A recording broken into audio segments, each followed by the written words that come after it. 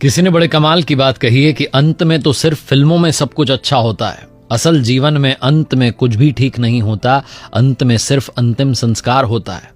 इसलिए जो ठीक करना है वो अभी इसी पल में कर लो। आपके साथ मैं हूं आरजे कार्तिक, माय एफएम से। एक बड़ी छोटी सी कहानी। एक राजा ने अपने दरबार में अलग अलग देश के राजाओं को बुलाया, एक बड़ा उत्सव रखवाया और अपने गुरुजी को भी बुलाया।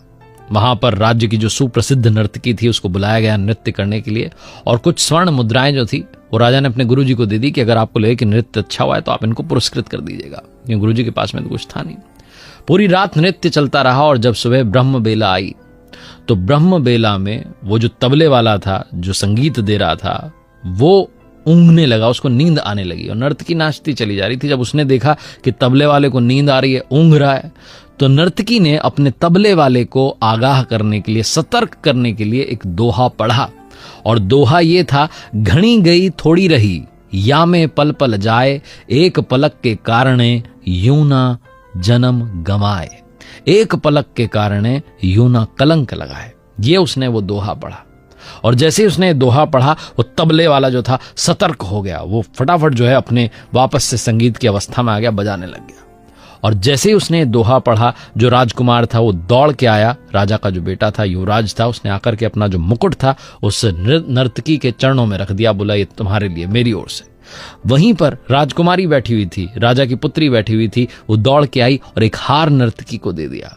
गुरुजी दौड़े और जाकर के जितने सिक्के थे सोने के उनके पास सब दे दिए, स्वर्ण मुद्राएं दे दी कि लो भैया सारा तुम्हारा। और जब ये देखा राजा ने कि नर्तकी ने एक दोहे से इन सब को लूट लिया है तो उससे रहा नहीं गया। वो अपने सिंहासन से खड़ा और कहने लगा कि क्या चल रहा है, तुमने एक दोहा पढ़कर के सबको लूट लिया, तुम इस किस तरीके की भाषा यहां पर बोल रही हो। तभी राजा के गुरु ने कहा कि राजन आप शांत हो जाइए, मैं आपको बताता हूं कि इसने दोहा क्या पढ़ा है। इसने पढ़ा है कि घणी गई थोड़ी रही, या में पल पल जाए, एक पलक के कारणे यूं ना जन्म गवाए, यूं ना कलंक लगाए।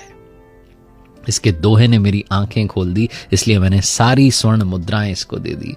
मैं मूर्ख था जो यहां चला आया, आपके कहने पर यहां चला आया और पूरी रात नर्तकी का नृत्य देखता रहा, जबकि पूरी उम्र मैंने साधना की है, भगवान की भक्ति की है, और ये अंत में जो थोड़ा सा रह गया है जीवन, इसमें मैं कलंक लगाने चला था। मैंने सारी स्वर्ण मुद्राएं इनको दे दी, अब मैं कमंडल उठाकर वापस अपनी साधना करने जंगल में जा रहा हूं। गुरुजी वहां से निकल लिए।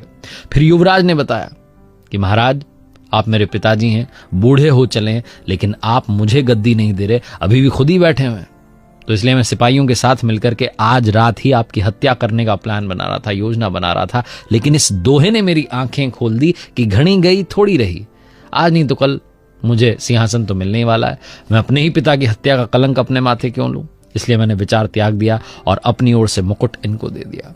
तभी राजकुमारी बोल पड़ी कि पिताजी मेरी उम्र हो चली है शादी की और आप मेरा विवाह नहीं करा रहे हैं, आज ही मैं आपके महावत के साथ भागने वाली थी, लेकिन इस दोहे ने मेरी आंखें खोल दी, घणी गई थोड़ी रही, थोड़ा सा जो है समय बचा है पिताजी, आज नहीं तो कल शादी कराई देंगे।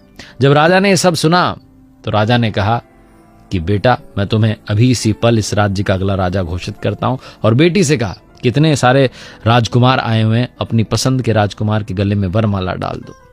और उसके बाद राजा ने भी राजपाट त्यागा और जंगल की तरफ साधना करने चल पड़ा। ये सब जब हुआ तो नर्तकी को लगा कि मैंने अपना पूरा जीवन नृत्य में बिता दिया, मुझे भी भगवान का सुमिरन करना चाहिए। उसने भी उस दिन से वो काम करना छोड़ दिया। बहुत छोटी सी कहानी जिसका सार ये समझाता है कि घणी गई थोड़ी रही, या में पल पल जाए, एक पलक के कारणे यूं ना कलंक लगाए। थोड़ा सा समय बचाए, सही से इस्तेमाल करना शुरू कीजिए, लाइफ चेंज हो जाएगी।